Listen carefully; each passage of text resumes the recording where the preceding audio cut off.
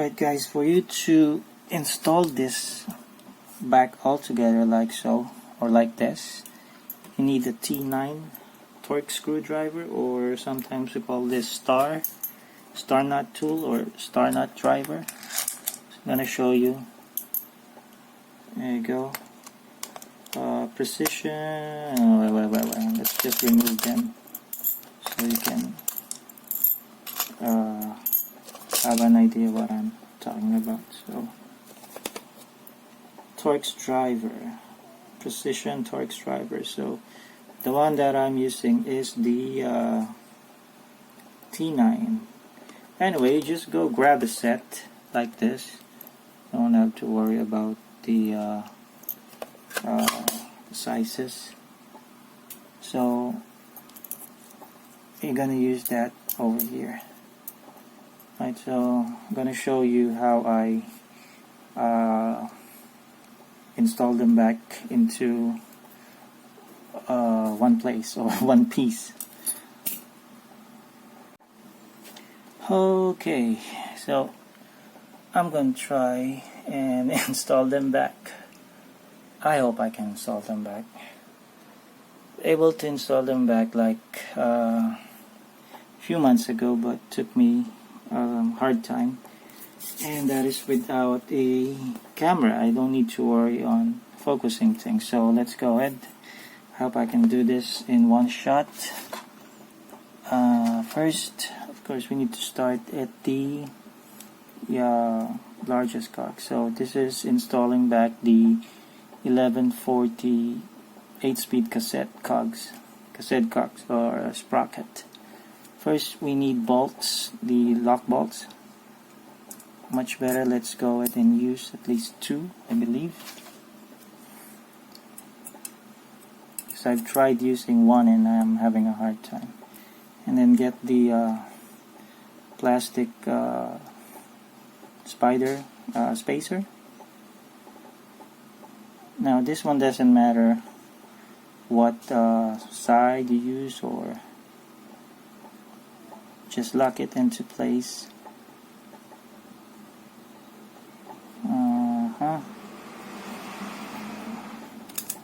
There you go. And one sec. Oh, the other one's not yet locked. So this one will definitely take some time. There you go. And then the second cog. All you need to do is take a look at the largest spline over here, or the largest tooth. I believe it's called spline. This one, largest one. Then align them and then drop them on the bolts or the lock. It's much easier if it's only one lock, but it's much harder at the end. So I'm trying to lock at the same time. You need to hold them under the cog. You don't want to drop them, so you need to hold the bolts in place. And then do the spacer. Another spacer. And then third cog. Remember the spline. Install it. Okay, go. Almost there, but guys, this one will definitely take some time. Anyway, you can just skip the part. You can forward if you don't want to watch the whole process. But if you want to watch me suffer while I'm installing this, there we go. Take note of the largest spline. Drop it on the bolt, lock, then the plastic spacer. So far so good. So you can see they're all aligned. And then this is the hardest part. This one, it does have a thread or this is the sixth cog.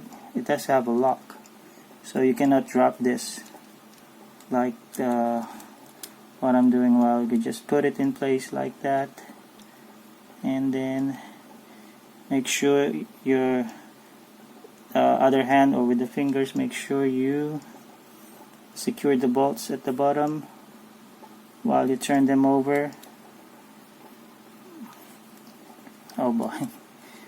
Yeah, indeed this is the hardest part, because we're gonna try and lock them into place.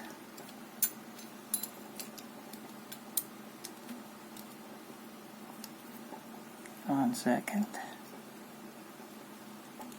We don't want to drop the bolts.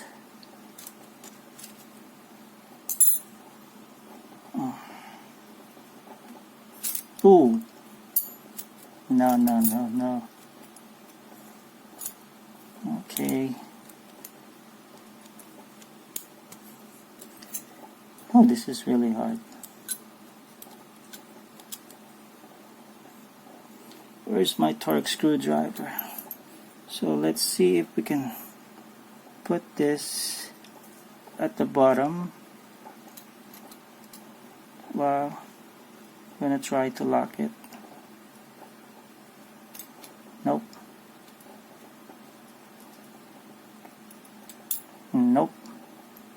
It's not trying to lock. It's not locking into place, so this is the main challenge. You need something to hold them all together while you flip them over. So I'm gonna try flip them, turn it over on the other side. Let's see if we can hold it into place, and then try and lock it.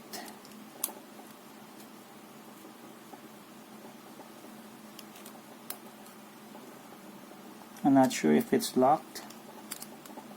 I hope it's locked.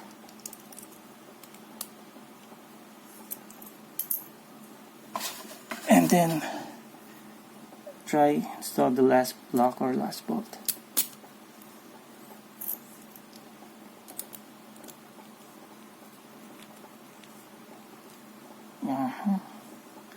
I think we're all done. UMF. Whew. I think it's done, but give me a sec, guys. I'm not taking any chances. This is my second take. I wasted 15 minutes a while ago. I almost threw this out of the window, so I'm gonna make sure that this one is in good shape. I'm gonna make sure that the lock is tight. Make sure that you secure the lock all the way.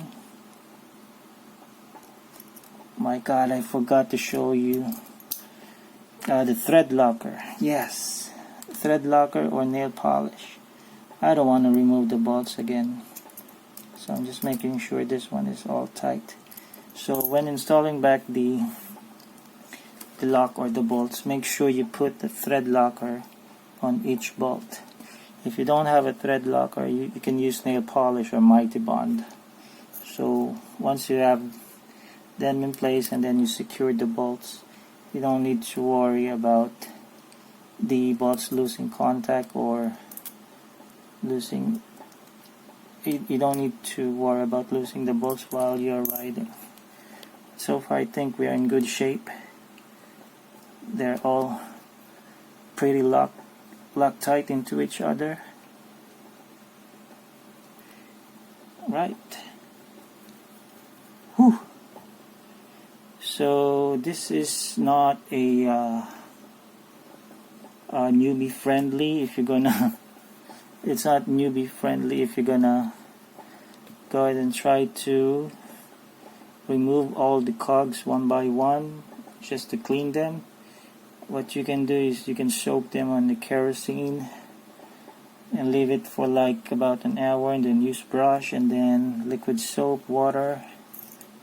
But for you guys out there who have a lot of patience, a lot of time, then you can go ahead and try disassembling them one by one. Or if you need to just get one cog, because some of the other riders, that's what they need. They have broken cog or bent cog. They only need one piece over here, so they're gonna try and remove them. Gonna disassemble it.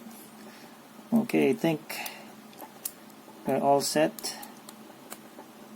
Now for the other 3 cogs, or the 3 pieces lock ring. Obviously, they're not part of the what you call that, pattern. Anyway, this is just for the cassette, so that's just about it.